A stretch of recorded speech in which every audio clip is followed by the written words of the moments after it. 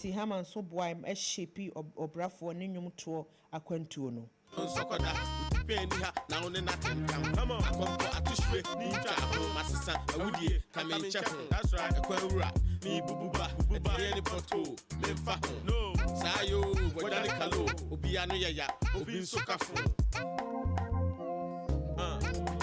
Where the Ghana from when you must some what I say, and you be by or your henny, Nipana, Yano Casa, when you mono, Brofonia dear or Deke Cano. On Obrafo na ye no ena ni faudin ba ko na kan ho bra ekwawi a che na je say lawsuit to be correct me akoso ni Drake say identity wa fa nwom identity wa say eno so kra no so yankwan ko ho ba bi esi ni nyina ne say Obrafo no na nwom na obo no ya na de papa pa obetimi fa bi no wa fa ni free eno wode ba ko atomo no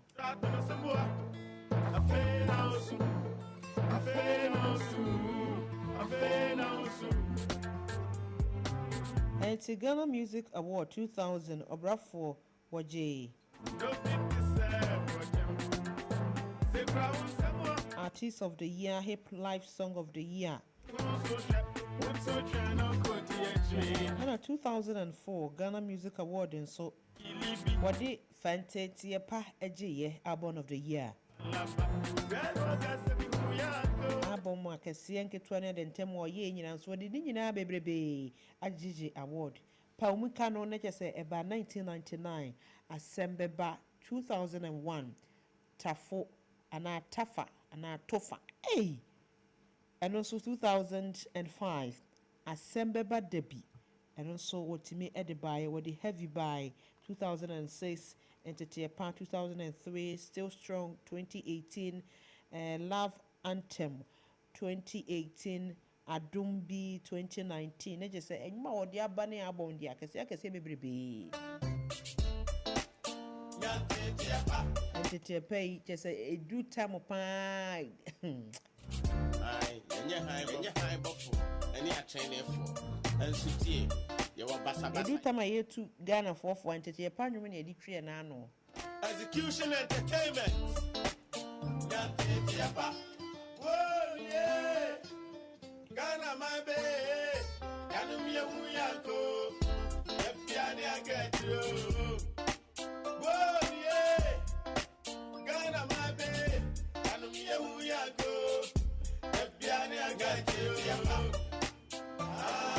Obidia Bassa, when you would da Obrafo, your quony.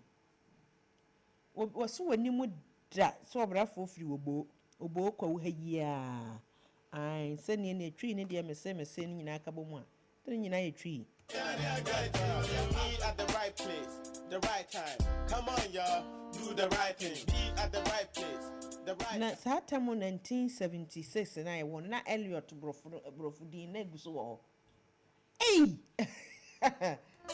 rap so for me who am making me bob by muta openi a ohwema mofra we na nka penny trafia men kwara kwatam na nka beria yebu na nkarefo a yede woka ho literal meaning abo apete amoma penny abedi akire adwene ho lokro trodo ewiase penny said your fruit ya pana ye piano minua we nya party man so osofo maya akonche nanso enti kakra efa Obrafo ho enu no sima kakra aka wani mu di yede bono nwum no nko a ne nya ne se aka na ya climax Ghana month no ochina na ewie nyina ya bonwom yesua de yaka Ghana ho asem ya hye Ghana ntade ya hye Ghana mpaboa Ghana nkwansere dwuma kyese ya di hu dwuma papa ya nya asem ketwa I hope say ensi match ya beto na anuma kwa kopem December Emma afia kwa baba beto ye biom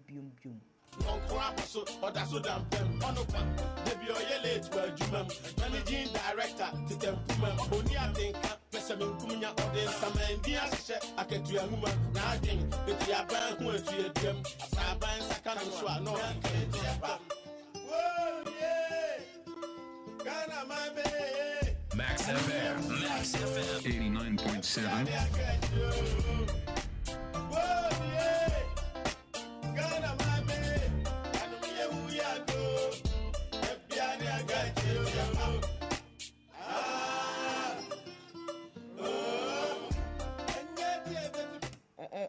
abusua ye dan ye ho age aboafo nkrato aba ye ba pe wa wan triase no twenya boyie na ye bekọ ye People's Parliament dwumadie ne so kan courtesy Diagnosis Center ye basisia. Calling on all alumni. Join us every Saturday at 9 a.m. on School Connect, the ultimate platform to reconnect with your alma mater and share your founder's memory. Let us spread great Okwasi. Share your story. We are the only and first college in Ghana. The only secondary school administration board with a helipad. It's Tema Secondary School. What school near you? You have to go to Presect to be shaped. Revisit your school days and reminisce about your time with friends and teachers. Showcase your school ongoing and upcoming project. Inspire current students and make your school proud. Be part of the connection. Don't miss this opportunity to reunite with old friends and classmates. Network with fellow alumni. Give back to your school community. Tune in every Saturday at 9 a.m. Schools Connect, where memories are revisited and new connections are made. Live on Max TV, Max FM 89.7 and online max.com.gh. Hello, Ebusian 4. Your friend Nana Dakwa Jesse, the host of the Max Sports Park, and Max FM 89.7. If you joada, Ekosi Fiada, about non-crew Kosi se Dumia Nubeboa, program no air live on Max FM. Nanika 7 says, Yasisem, about non do Kosi se Dumia Nubeboa, program no SIN live on Max TV. And how any Boran Crofireman so, Yakofa the major leagues around Europe, Bundesliga, the La Liga, the Premier League, Dutch Eredivisie, any their kikaon. Afeso so, about the Kutukubon Sem dia, and any Max TV, Max FM, unim se Bukom Boxing Arena, the BIA ho, Professional Boxing League, ya the hun seminar ebeba Max Sports Park Jumediano so. Afeso so, Ghana Premier League, the Women's Premier League, and the Division 1 League, ya the statistics and all the details you want to know about the local football. And afimpo agudie nsema ekoso yemaemu your segment bit to say the predictor emu hwampa ya the matches beba ya be more odds now so what me twabia dibi sounds so any of the big interviews and penifo kukudan omo kasa edimu ewo Ghana any wiase agudie nsem omo ene omo atwetwe komo inti shiame minima bedwafo efiti joada ekosi fiada ewo Max FM and Max TV.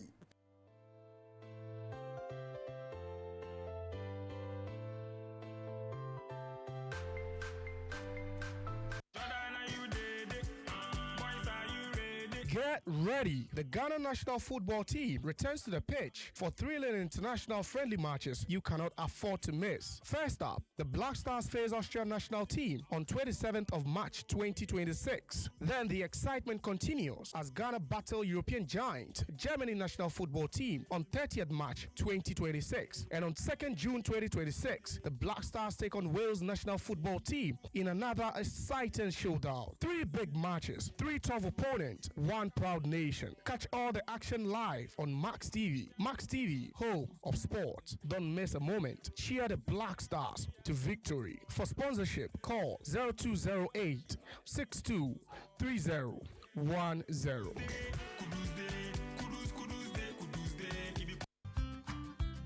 Get ready to save big. Better itel A100 smartphone and an itel 32 and a 43-inch TV. Now for free yam phone, Ecofi.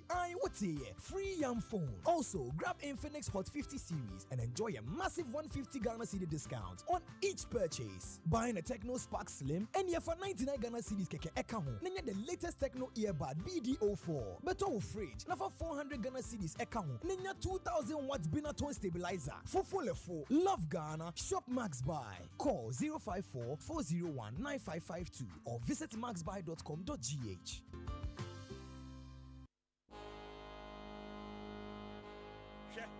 Before the fame, money, and the fan base, there was Boss. Boss on beats. You the rap. Hold up, since we talking rap, you make a pull up. Disconnect and connect, don't forget an intellect. You the sing. Representing them way I go on from the motherland. Oh, you the rock. And them one just completed me style. And me tell them, say me have enough a pie.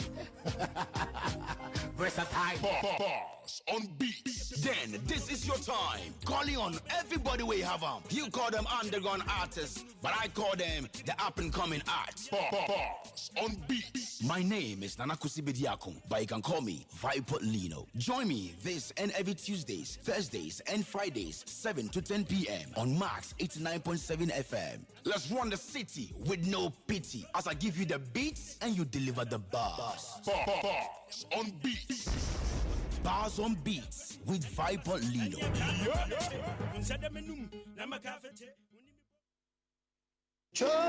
Boy, hey, Ghana fue minie Afro Moses, mitie Abena Mozeeno, Abena mitiemu. My name is Kojokin. I'm listening to the People's Parliament on Mass Morning Dew. A 1, a 2, a 1, 2, 3, let's go.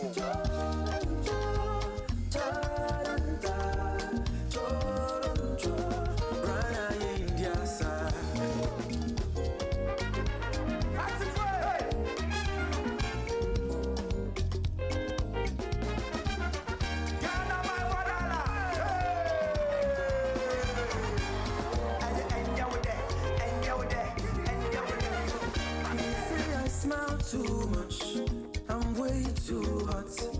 I'm too spirited, I'm cool tempered. They say my dance is silly, oh. My girls are hips, yo.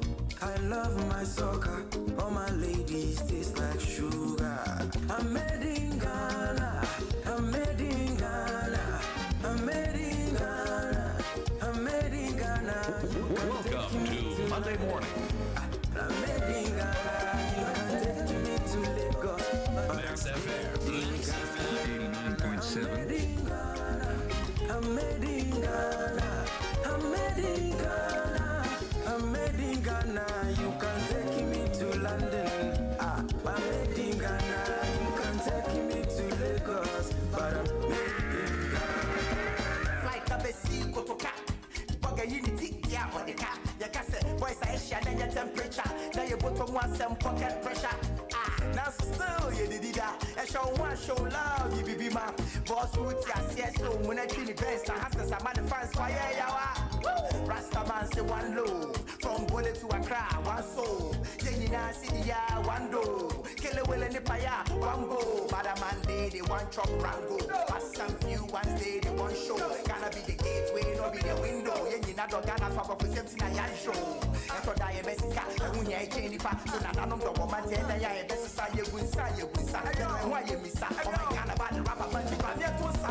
I'm made in Ghana, I'm made in Ghana, I'm made in Ghana, I'm made in Ghana. You can take me to London. Max FM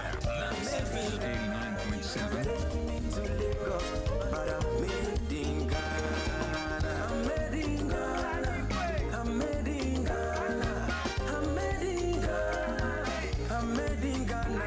You can take me to London. I'm made in Ghana. You can take me to Lagos, but I'm made in Ghana. Ebusia Mass 89.7 FM Max Morning Dew no wasugu so wutie no yesi da simochi esan so mo akwa babiem as a segment ya chiche 13 we as yedu part 3 yedu part 3 pam na me kai me tiefo ne ahwefo se nyame adom a April bosumi da to so enan ya me che 4th April 2026 Abundant Love Kids Foundation and then Max TV akabomu Eddie Girls Family Festival and as a fiesta ebremu ni nyina ne se enkora motofo enkora mobo wonu ma wo mame waja wo mu enyanka enwisia ene wo ni nam street so nyina no ebe mo aduane adi mo ensuanom ewi a be chama chede na ya sign a register free national health insurance card ai edi amamu said be ya mapomudin ehia mu hia wodo mu hia ebanbo ni nyina nkemfo no se bebo mo man puntu akonanim na we no aye donation exercise enti bia na wo ntade wo aduane bibia opese wo de beka ho na boa na God's Family Fiesta na ye beye no Saturday yi a edi anim no betimi akonanim jojo bia no obetimi de aba Mass TV premises ha se na ja wo de aba beboa na bibia nso atimi akonanim Abundant Love Kids Foundation and a Max TV akabuma yede God's Family Fiesta 2026 ebre etifo eni yahwefo nyina bibia wo bia obetimi de abo agyanka awisia na se mobroni bia no obetimi e de aba ye premises ha say beboa na yentimi register free NHIS card ne bebre ma nkwala no se de be ya wo yade na se bio woni obi ode ne be kokora na so dru hospital ho no ma obetimi enya na pomuden e be che niam bebre enti wonso wo akyede bebre wo pese wo de che nkwala na odi aba e be momo aduane enti wonso bra na beboa na dwumedie no entimi enkonanim yie pa yede mo asesam aye ne sa amaye we die abusua we die obi kan putupuru mu a ene se me lawyer ababe pie nti ne de wa obeye wadwen so obetete me ne de no kwasam ni nyame anim ni me nam no me pocket me lawyer hye me nchen na ye bowura People's Parliament edwumade ne so san so de a na wonim se yaba ebeka oman mpuntuo wo man no enkan ko ho nsem na enne so nyame ayadom mehwe benkuma beemani mehwe nifa beemani ene my lucky pa you can why lucky papa enti lawyer Eric Odro lawyer Bani Sesika samane eyidia obon homodin wonye pa we tax and finance expert ena yewra Kofia Takakra Kusi we deputy director corporate affairs Ghana Tourism Authority munim se Ghana man no nyame ya adoma o chana be kona wie nso nkwa awieye ti sese de wa kwaya de ne yabo asu a on se nkoda da ni mu a na emu ade papa na ye de ahye mu no obetimi ato aso aye aboa se de be ya wa bra ba kwanto be ko yie ti ye de Ghana man na bo Ghana fo nyina asu agya oba ne hu nkonkron de mu ye hwe ni mu se nye yesua se ye aduane die mu ye ntade hye mu yasemu bibia yesua Ghana man mu no ye de bebo ye bra nyase ye beja agu match mu ni atransia na afina san kwapra ba beto yen ni agusua ginagina Ghana man mu saa enti yewura atakakra wona mehye afiri so na machia wa ma wache ama wakwa ba se eja waja ade a nya wo ye bia ho na no penso aba eni ye bedwendwen oman no ho ye da wase Obapa Menso medamase na medinchia kese every the entire tourism industry arts culture at the Bremo and then also manufacture kese ma producers and the management of Max FM modijuma song kese in terms of the heritage month yedamase modjumedie kese a moyeye within some time of the heritage month no machi eboa ema timemufo nyina bai enemu be shefa na ye koso na say this is the way to go medamase nyame shamo yes ye da was papa pa na me free wo so sa na me come lawyer ho se ne lawyer kura wo dia wa no den enti cancel anopenso ye da was emo a chensan so mu akwaba e de be ye fidikasie so eyo nyame ene de na se ene anopenso wa ya dom na Ghana month ye da su kram bibia enye ifiasem domestic yankase yenhwe yankase ya bankom na enioma be konti ye yin free ho no na yenso de betimi ama ya konkan enu nti na ene the whole tourism director in charge of corporate affairs ono edi mutintima ewa ha na me nso me boa ye hwe echiri nti ma no disem de ye the Ghana force send enso mama ya kwanya na ye no ba bedi inkita ho na cancel asa ma femu pa wo no kwasem ne say yɛde nyame ase sɛ ne nso wasan de mo aba biem na yɛbɛboa na bibia timi akɔ nti lawyer Eric Oduro wɔyɛ tax and finance expert ana yɛwura Kofi Atakakra Deputy Director Corporate Affairs Ghana Tourism Authority mpanifo yɛ sama mache mama trasi o ya ebru yeah na yɛsan bɛtoa yɛn nkɔmɔtwetwe no ɛso na weedie yɛsi yɛhwɛ sɛ Ghana month no ye focus mate wadaworma Ghana month no media anope ye bese ye hu se nye de hye ye ni so every March 1 ebepem ene March 30 a o china 31 ebeka ho no yetimi achieve ana si abrumu a ene ye senja hokosa anti ma menhya se emfiri wura Atakakra na je se wata wo ho ana yedi na da wo so mata wo ho michia no pa no ba pa me say so nim say Ghana nso de edu Ghana month a yedi no ewu hia yem pa because ewu nchirichiri mu bebre on say obo ata no opese unhu say penny wo ho ana exactly that is one thing about our names. So very important for Ghana month. Inti enono ema youth no isu esua the meaning of even our names. Yakase will be ata not just a twin. That's true. Or the into all these things are very very key and very important for Ghana month.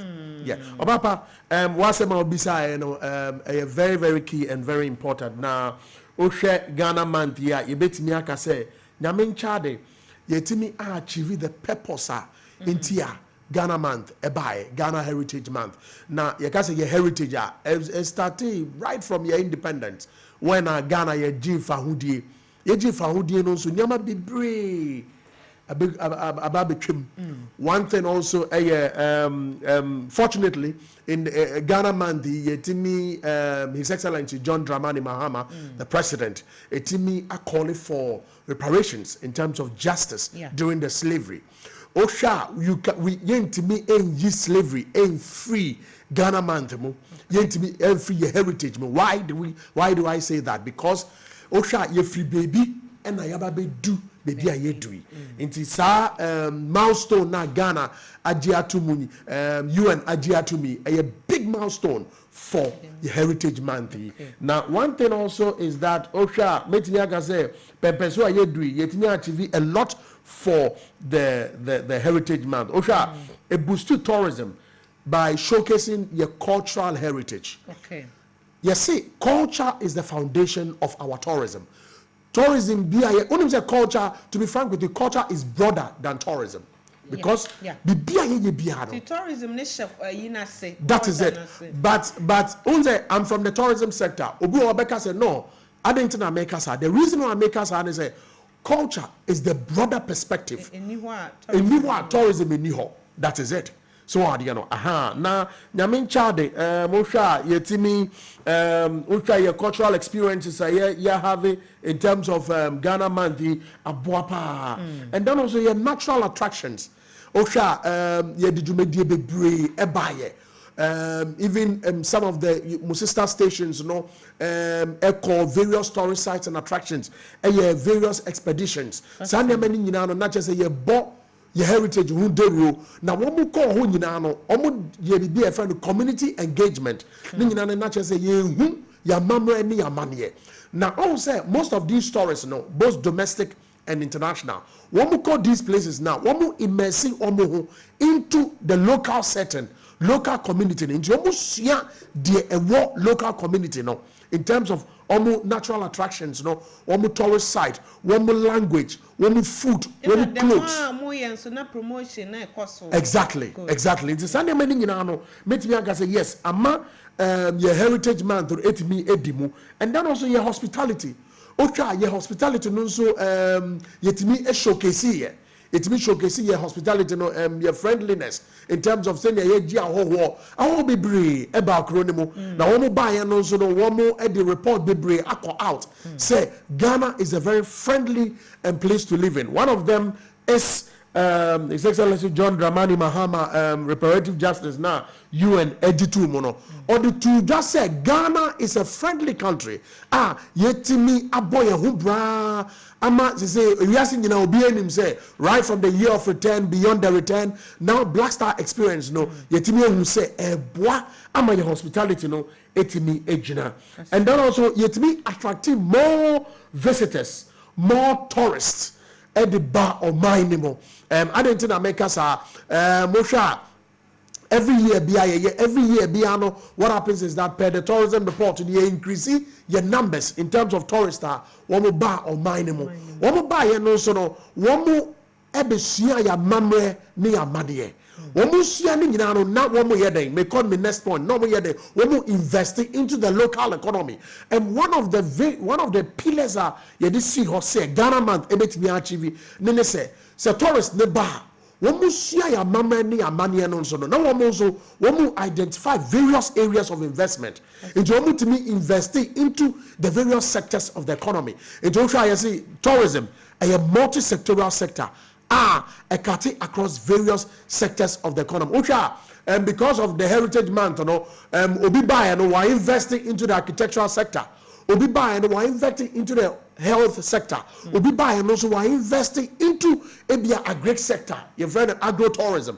Into makes me say Ghana Month, Heritage Month, yetimi achieve exactly what we wanted to. Now, one thing also is that yetimi here without the media.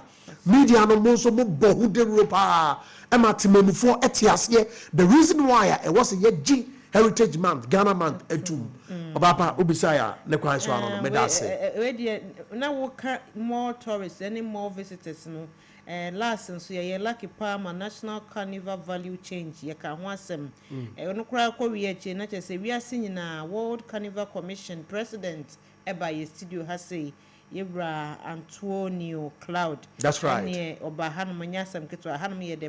That's right. On the vice president, secretary, when penny for brave PM or Hanamo, not just a Ghana man overall, not just a no crap. Me a member of that committee. Oh wow. Yeah, I was a member. That was a Kamiko Airport because she had one more. And your baha. Omuni Dr. Benjamin Ahen. Me see a nyasem ketwa. Me see jai.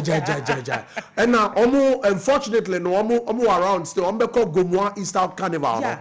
Yes, very big. Now Osha there were a lot of events and activities a course on my nyina. Na sa events ni nyina no wo mu kemfo nyina ne say e boa Emma Heritage Month no edimu. Mo twa ye di juma bi e friend test 69 at 69.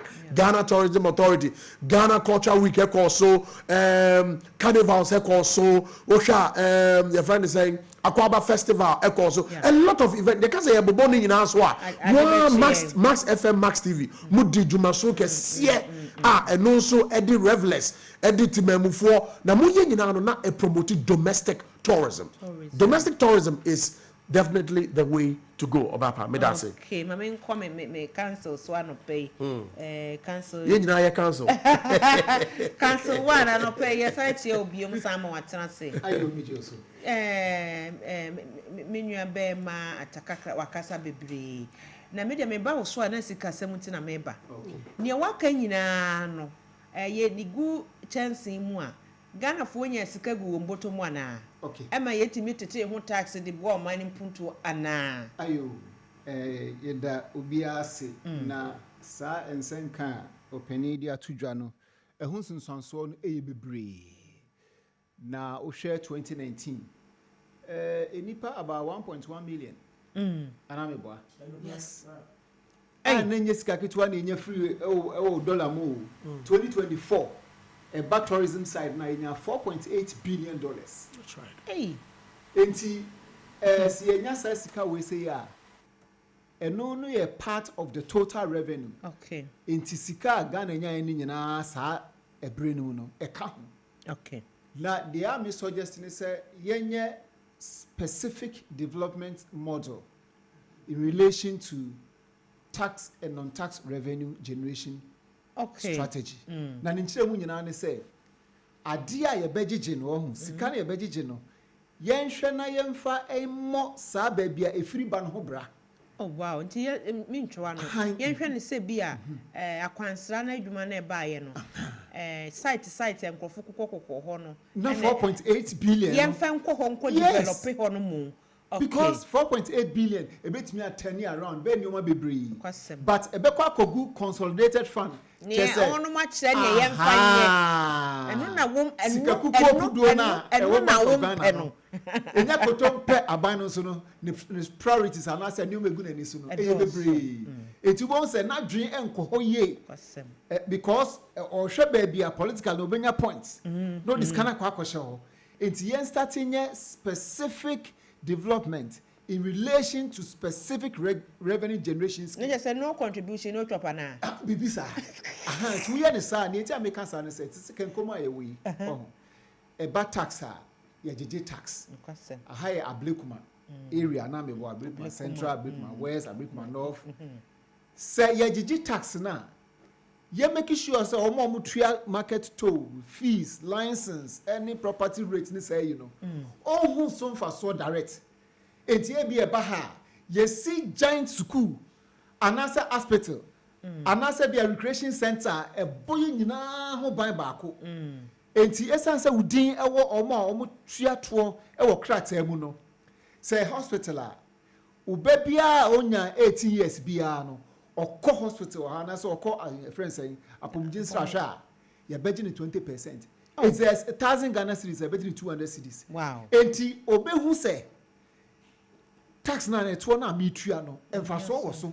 It is a bank rank as otua won so ono yin sika no ba betua because so say be benefiting direct. Na efri ha ne kogu Bank of Ghana pe yen ya egu ase ne ya twa ya janti no emana areshemu enhye nkran so na we kotua pra so medi enso na so mudi o because e sense priorities in your money doors nti no akohyem ana ba no so o ma mebu accountant re so ye de we na ye we de o be budget no budget no parliamentarians no ahin na kan eya o mo mutuatua committee ano no mutena se kan ni nyina bebre na hye dan kan papa bia agisa asema ba no akwa saa area ho no de aba be to pen enti me boss ade we se chidom say to say fan say ba sports ba sports article 37 clause 5 or say the government has to put in sporting facilities so that we can get the maximum out of it. Inti Abana Kra said this year Krampo no obe building 3 sports stadium. Okay. 8 regions now omuni sports stadium no. So it is a way near home bra eba betting eba sa lottery we say na ni nyina fa sports ho ensensem no. Si agigi sa scan from bet na ye invest in the sports. Ye won kwala bebre wo ba omo your friend saying talent omo charisma omo experience omo competence any sando mani nyina omo betimi afa omo ye be ko Ghana northern sector southern sector middle sector ni apeki sankwala ni nyina na say sika na ye agigi from betting as tax revenue no ye dia develop sankwala no enti ukọ pram ni sa eyina ye wo sporting academies now ni eno maame for na kasa. That is what a friend is saying. Brazil omu ye enti okọ na SS we say no osan ebobo no ni esan kire sports psychology ni esan kire we say enti owo dual purpose in life. Yes, enti won says that is specific taxation in relation to development. Enti agigi sport betting tax ni we say no ni e dia kwa kwhye ho no. Eti de kwhye ho pe akola no owo ahotoso se o enye dan an sika beba de medie de mehye ba bia meda na enye problem training e de be ma me titi e de be ma me no eti won say e be ma na kwa hosan e be ma na gina brand enti ye kasa kobobo wa ha hwe ball na ni enti ye lose no the psychology of the players. Sometimes your friend is saying referee and say obi na there be a coach no because when you are fully satisfied the adrenaline and nsuo bi wo mu kenya no homa it takes the whole coverage of the body enti wo ya there na you are exceeding expectation enti baby any kwan say okoyi ball no kra no timi wura ho because you are being you are being manipulated and you are being operated by sa adrenaline sa ensuruana and yes papa ntino adwin papa nso tayetire aha na se boka bi bana na bamubu a ubon so bebo ne 70 50 60%. Oni nso ono nso bo no nso bo ne 90-100% nto be hyew nti sa sports psychology for medical psychologists na omu training sports men no omu hwe ho pa na enya only the physical competence enya the experience enya din awo nemo the innate satisfaction nankasa na obia enhu nemo wonko na wu no enu na ye de hye go enti omu hwe ho de etosu mienu a mepese e ka ho asem eye tax revenue na me release report bi emiapa o hwe 22nd 23rd February 2026 eye customs officials they were complicit enti finance minister omu lay surveillance intelligence ena omu chinkrofobia omu adivert your friend is saying trucks 18 trucks ebi ye tomato paste ebi ye your friend is saying indomie ebi ye enwo ebi ye anwa any sade no and it is to the tune of over 82 million Ghana cedis. Do you know what 82 million Ghana cedis will do?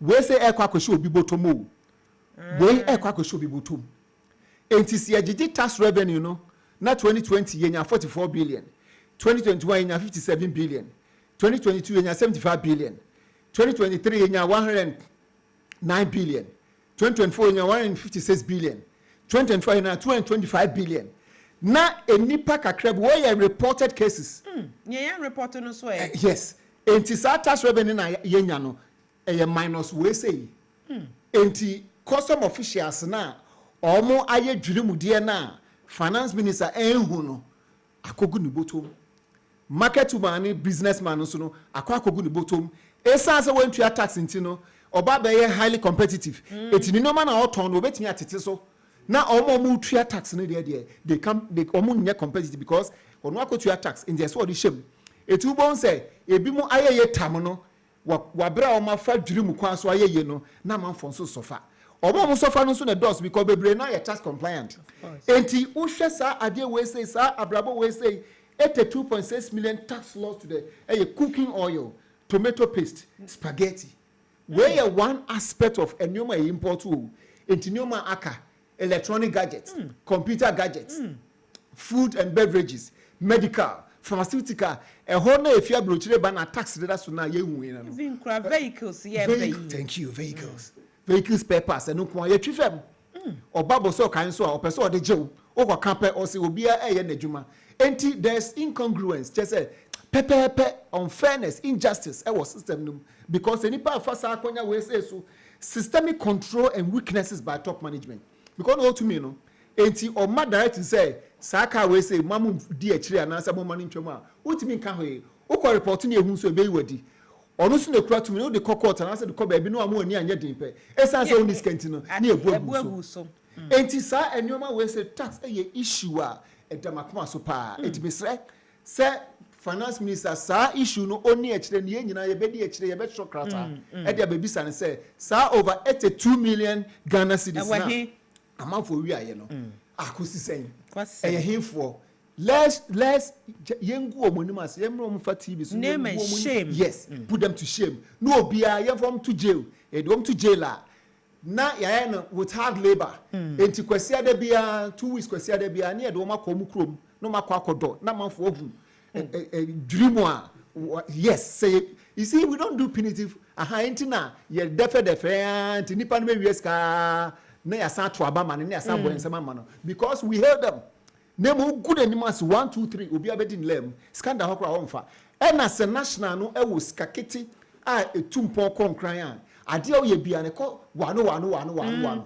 esene we individual ni you can't do that much say nipa ba kwa ni amanfo ho hwamanfo eni adwuma ye from 1987 na di GSS buy NSS buy e do kra na ma unemployment atwa say amanfo disika kogu abrochire amanfo ye say enyuma hina ye bie enkwala ba bie university polytechnics professional qualifications amanfo kurukura na oka uba yankaza uba kan nyo but obo ne masters no ene obi okura 2 masters obi kura ye PhD students or ye uber friends and driver enye se nyo ba na nye na ni so ade hu ni se onwie no meka uba so what I say enti si anchichire o man no ne anso corruption revenue generation na ye tete ho na ye krokro na kiss glove na dia dia sabo ensama no share no obegina TVs no abo ensama no ne asan to abama no dia the next 1,000 years you wuni ekoba there will only be marginal change in Ghana. There's not going to be any significant change in Ghana. Enti yen hwe ho na ye boko bra ye bekoye ni ebekoye nim ye we de mo aboa ye papa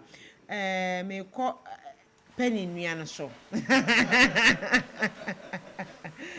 lawyer tax the revenue wow don't go there me no kwasa mu say eno de very rich pa very very yen hwe digitalization ene yen yankasa yen ayenim ye tourism sector yi ene ye Ghana manti that's true yen hwe the way ekoye wo mu say wo china na ebetwa to so china bia na manyamo cancel bia na wo china wa ndi manyamo na ya de yen hwe ekwan be na fa so ma impuntuo ba ya Greek sector ni mo ye transport sector ni mo ye creative art ni mo any tourism na nkasa yen hwe digitalization so that ye mo kan no Abapa to say near web bisano mosha digital technology is very key when it comes to the tourism sector.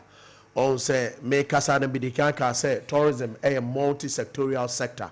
Across various sectors of the economy. Now, OSHA, the digital system, now, there was a lot that was done. But of course, there is more room for improvement. So, maybe improving the digital technology system. No? Now, one thing is that online booking platforms are very key, which of course most of us are making use of it. Which of course, there were a lot of people who call hotels, who call various tourism establishments. We got the various tourism establishments who do airport or search through the search engines. So we call GTA website. We use the various social media platforms. Now was searching. All these went on. Now system no a very key. I didn't make us because plan no is always ahead of time. Now a saving time and cost. That also obviously within the agricultural sector and other sectors, that would also used because online booking platforms, booking, flight, hotels, travel services in Ghana be beyond very, very, very important. And then also one thing about digital systems, mobile apps. So mobile apps, which of course tourists, call various tourist attractions, local events, and then also information ya mamre ene ya money ho. One thing they say Google to know what is happening. Google to know, say, oh, okay, this particular Volta region. In the Volta region, this particular group of people, so that the person is very careful. Or making sure, say, it falls within the line of the community engagement. You make sure, say, it is within the confines. And then also, social media, of course, social media, it takes a very center stage. Social media center stage or take it and then say a boy emma obia wonim bibi krado aside obia onim wonim bibi krado unya google ya no an say social media dey yi amount and then ye ni nyina no sa ne ma ni nyina no on say digital technology no ye fe be commercialization dientia makers and say lawyer ekasa no there was a commercializing a lot of our tourism products. Very key, very, very key, very, very key. Because commercializing tourism products are a bois one kasa, a bois or mine and a bois nupakwa udi jumano. There's just a lawyer Bema expansion on it because when it comes to revenue, he's an expert. Online payment systems. So payment systems, so in terms of digital technology, and also editing man. Because me and na me call particular place before say me call hono. Me a payment online before say me call ho. Ni na eboa easy the pressure on how you're transacting your business. What the GTA ANS as part of your domestic marketing campaign, the see Ghana, eat Ghana, wear Ghana, feel Ghana no. It's also the experience Ghana, share Ghana no. What we did, let me say, yeah, use digital technology. Emma timemfo etiasie why Heritage Month. Okay. Why the need for Heritage Month? So, aside a lot of marketing and promotion, no, you sue the marketing and promotion process of digitalization, which is technology. Say this is the way to go. Now, domestic tourism. Domestic tourism say you bet me I improve you improve me technology out of it. Last year last week kasano me boss say digital transformation youth a very key and very important because youth is here and be digitalization and technology. Who use technology to be normal very early and very swift because the traditional media no eboa but digital system no emma moving very fast.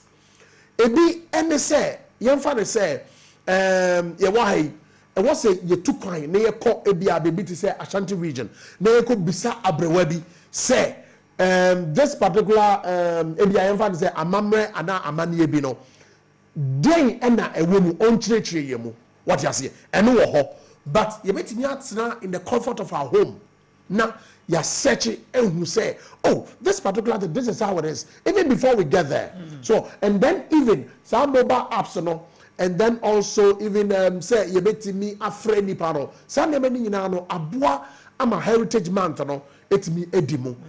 The make us how to say a saving cost, a saving time, and then also abua ama economic growth. Because with the digital payment systems, of course. Lawyer Ebetre say Abua also to be able to increase the revenue from the tourism sector, saving costs, and then a whole lot that comes with the digital technology. In Jobapa, Ubisaya Nekwa Swano, Medase, Yamincha. Council, me persemi Bebo Tifo. Obu how say digital payment system aba, and no Ketashe proye kankani jumuye etweka. Etimitra tuana. You see, the technology sector is big, okay? And see, technology, so no, your laws are a bomb by. In tobacco, Payment Systems and Services Act. Oh wow! Inti say opese Payment Systems and Services Act. Inti say opese udisika kwa bluchria. Use Idu baby no na dollar ho abeye dimpa. Anya. The reason was that senipa no a transact business no sa e kwan no so a on $4 no e magana biu. Okay. Is sometimes laws are pass no. It me boa e bi nso a it me kutia yen. Enti eno one aspect one day meba be chirim pa. And a metro. And we are one. And they toss me no technology is very key. It is underpinned by softwares and software applications and hardware. The software now is so broad. Na ababe menya artificial intelligence, machine learning, Internet of Things. Sano mani nyina no eboa na ye wo the pro and the cons. Ni nyina eboa. Sisia openi air tourism ho asem. Say eba promotional strategy. Say ye bo ho the ro ye mamanfo atia. You the promotion, you want advertising, you swag distribution, you bet your points are with me akonya, your friends are a consider entity, a bit me about baby, a bit me assure this idea, baby, a new distribution as with the pricing. Sa technology now bet me actual pricing. A how qua niboni, ufri ha qua plain fair niboni, and new technology chrono, and son we are. About the physical evidence, what do you a hofeno, a honor, say, baby, or senia obronina, a bayan, the expectation, we expect so. The physical evidence of that place, say, a hoffair, and the ambience, no. Oh, who is I say, impression, I had them sanity, as I say it to me, reinvest 4.8 billion. near the cautious side and then activity based costing. Okay. Activity based costing is a adibia oboho e kabia no eno ankasa mu ne ho akonta. Okay. Enti ye fa sa hamwe e car studio we say airborne no e ye ka ahe. MCR e ka he. Okay. Production e ka he. HR e ka he. Enti ase ye back studio hakra na sade we ka he ne ebo.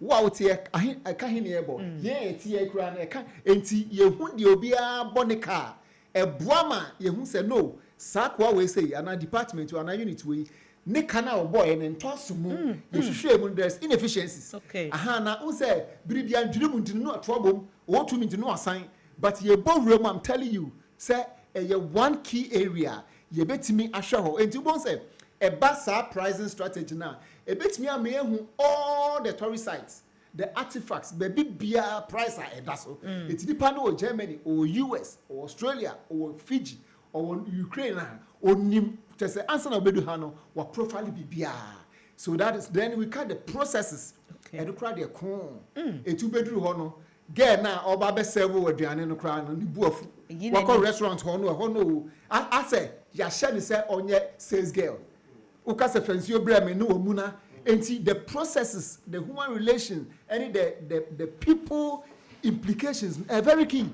Wako restaurant na waka check there and say family Mrs. Sambre me kra no ayi nani cancel me no man who say ebia schools ana sent ebia nke wo say say nkrofo because obi o ha no kwani nyame anim ni enye na dwen so okoye sales girl ana say okọ serve obi situation bi na de ekodu enti no adentina within that situation no ye ntwini kanje so oba enye adwuma we na apeso wo ye enso wanya de ho abadwum de e kwan ba ko mienu miensa we su na wo se wo fa wo se because asem na waka no e reality ujun so gu fa ko an etwa huru ujun so gu fa ko an etwa huru enti se we says girl wo ho that is your job at that point in time of your life wo ye ne ye a uti wanim o krokra manfo o defe wom utimi ekeka ho ye a e ho nkra utimi nya kunu utimi nya damfo utimi aduma foforo enti saa enu ye boni na gas ne yesai na me catch them say omo sesa na president Mahama can say na o kan ba tourism aha no o share media for na anyone wants say something for no so no mo ti sansam we say o say wa restaurant kra na get me serve kra no na ho ke kan kra no enkwanim na say hey na papa we dey hu ye you see the way it is aha it demands customer satisfaction and money panel into oba ho a you see marketing the price the product promotion process fiscal evidence and what the people it's all we say no the kutia pa the process any the human being enti ubi bia ye pepe na oba na wanyi nani a omabio asem enti they have to be achieved concurrently and consolidatedly see a kambom baku touch map it impairs the overall system's what success enti baku touch map chese ni mu ani nyina no na e fa bia touch map entufu so who now you managing director who we HR who we say no ye yatutu ye bibia o sika we say by no you could have earned much more than what you had what achieved because obi hu akunta no na ho keka no ankoye enti yenhwe sa enyoma no you see Nigeria for omo Ghana ha self repair phone okoto we say udu ha omo how are you today I'm hungry o na say wa cycle was over ni nyina no wa cycle say onika preda no ho nti wo ba no enso wa opese omo onichi enti uwie na bi okase o meje 150 Ghana cedis oh omo today no good oh okay then no aka okay mema 120 Ghana send obetiti no afi utimi kra man 150 no esa charge 50 Ghana cedis Ghana ni edi ni hie nyina beguso obe charge 400 Ghana cedis wo mu na no kasa pompa akọ enti Nigeria ni ba ha na oji wadwuma edisa so oji wadwuma yensesa yesuban these are the issues you must talk about yesuban nya ultimate me grow business no otie adwuma pe ofu se nyame ama nya sa nya sika watie adwuma no ofu se eno ano no enkrofo no mu ye adwuma no otwentwamom otuom so sa chese onkrokro wom hwe you alone cannot do it because administration, HR, technical, operation, no money in ano. Who ni who to me? Ono akọ ni suku papa bi, ano do ba beboa, and you need his services. Enti ese obra ho ase.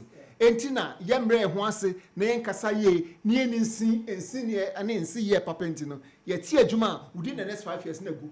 Ghana wo tie adwuma ye yi 100 a, ebu be say 50 to 70 na gu because of sa ensemfon ni sa ensemu we say no. Si yansom ni yankruche krata ni yankyerɛkyerɛm ni amamanfo ate ase a yankwada you see enye obi ana yawo no so obetimi bi adwuma wo kasem obi wo ho a obo adwuma mu a o general manager obeboa wo emadwuma na koso we HR obeboa wo ontimi nti adwuma that is not a make, that's not his make obo or ye follower oboa wo enipa kakra bi the whole world less than 25% of the population are entrepreneurial inclined. Right. You're cholerics, you're sanguine, you're phlegmatic, you're what? You're melancholy. Now cholerics for no omu no mutati adwuma pa omu bufu ntem oyobia or pepepepe ye oyobia they take risk omu ne dosu ewo oma ti adwuma owiase mo dem pam conduct research aha enti saa unse yakukuduro na disi adwuma because betimi egu a usika wani onyam bibia ahye enti wuni saa ensin ye ne saa akukuduro ahofama saa medimiti wura ha na wutimi nya saa de no enti saa nkrofo ne kakra bi enti woti adwuma na esese yen a yentimi nti adwuma ye ye mmere nanso ye wo ahoden wo baabi no ye de aboa eti won se na adwuma na gina enti owie school no num se obenya adwuma ye sanema we se ne nyina ye national issues we must talk about. We are brains. We have technically competent people, we have experiential people, but politics now say, let's talk about these things, I'm telling you. And you go very far. Council, yam could Germany and near my money at the top for them now because you do German and also your boss. And look, say, Ebia, who hear man swag a cardiac cow salmon, one by one coin. One person between and take a young who was say. Price ni betimi aboa 12 years when wakoton unya busa eno so ye case yes enti ene mesremo se Ghana fo ye maame mu amwo edwom mu mantwea mu efiefie mu amwo ankasa mu biebie mu store ni ade ni nyina no ye customer service ye marketing strategy. You see the aim ya ne say wabone first degree wabone masters wabone PhD oh me a professor me a doctor na ehye ni trim. Oh, my TV is important. Mechlecture amount for the work akusuano. Yes, the papa de wabin o. Or throw article bear 5, 10, 15. Or me a associate professor, me a professor. For where? What effect have you brought to the society? From armchair. A day now, or no, who say or because we're a professor. But only now, no war a friends magazine. And also one more color now. What me be a juma? What from color say 10. What me go to buy ba? What should the ma university? A because rochre, what's it dying? Or 2 amount for cano. He's much better than most of the academics. Exactly. Thank you. That's right. And so, you see, we need practical people. Theory need the idea, you see, theory. And we show trim into a share a room, no share a friend and see minimum answer. Unyansani, usikani, unyansani, unyansani, usikani. Yes, so be a one sikanon, okay. Unyansani, usikani, 2 bakachans, unyansan, what's the effect? It must have effect on humanity. And then why a boa man for? Of course, yes. After now, the chassis idea, beboa. You say Fatua says that is how we build. Now, maternity is now creative. Then it is nothing. Enti when I am canoe, until ultimate cabrofo now what cheho now in the grammar no syntactic competence. Morphological competence, pragmatic competence, for instance, semantic competence. Not to say, where's the near upon some share. So we are going to be trying to rent.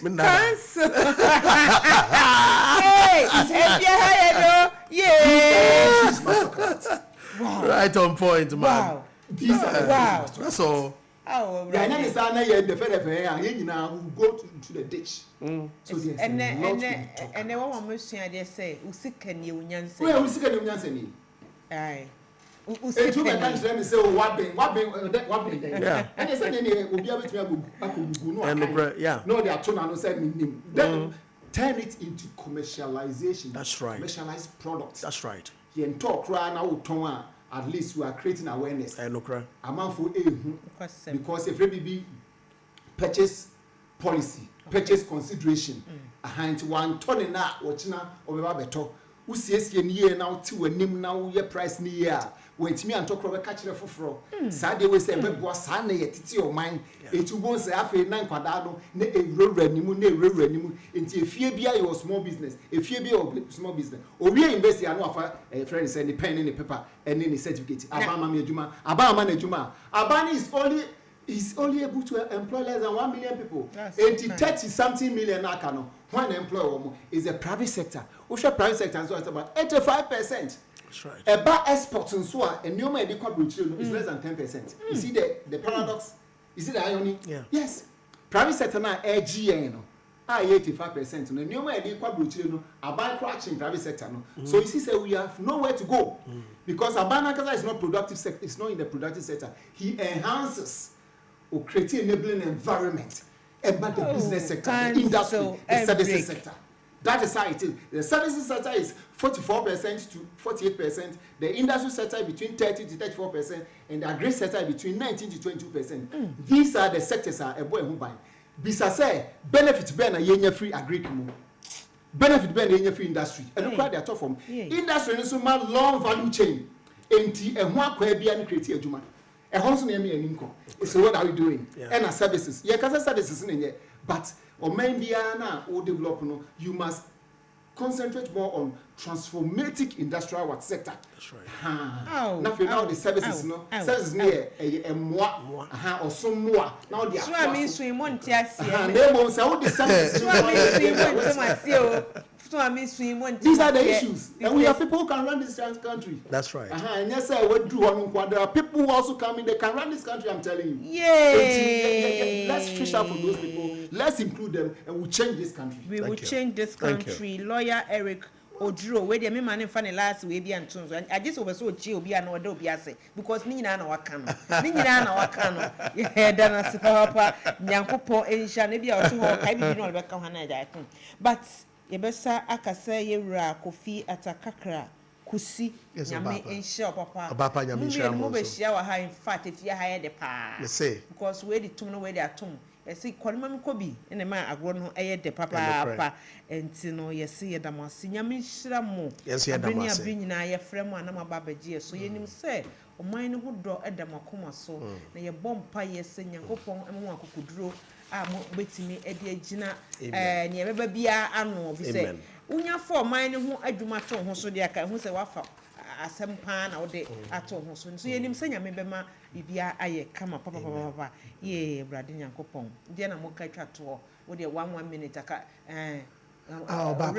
heritage month and the ochna okay yen koso embo ya mamre ne ya mane ya hodewuro zesenia lawyer akai yen commercialize bi bia ye bia na emfa sika embra na also yen hwe hawa ye betimi abo aban no na najuma pa nso akoso medase ayo we dey me dey to dwa say Chartered Institute of Tax Law and Forensic Accountants Ghana a professional body ye award chartered programs ye award chartered qualifications ema manfo ye shase 8 June into bia fa ne ma emra say wo university say wo police wo we wo masters PhD bia mumra ye be training wo tax accounting forensic audit forensic investigations criminal investigations cyber crime cyber security digital forensics ni nyina ye na yetimi so na we so ha ebresim no Ghana be fat into my Ghana be ye be man. The number is 0242